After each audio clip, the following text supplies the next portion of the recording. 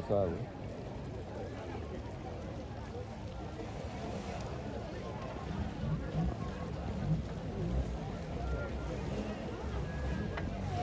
Hiyo ndio daraja letu na mheshimiwa ndo anapita anajionea hali halisi ya daraja la Mto Mzinga huko bajaji.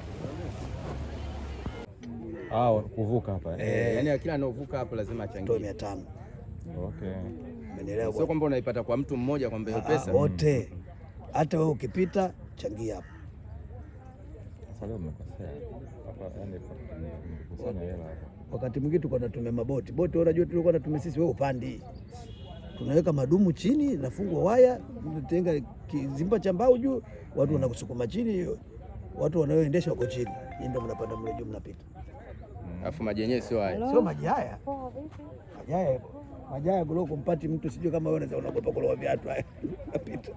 Maji haya kuloko mpati mtu. Kwa maji haya. Hakupata mtu Tanzania. Wanapita kule wote. Mwananchi lakini Mjerumani.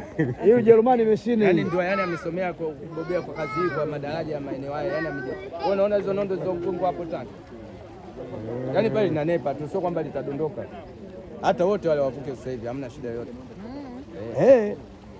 Kwani si wenyewe mbona tunapita huko macho watu tunapita. Sio kanirekodi mimi.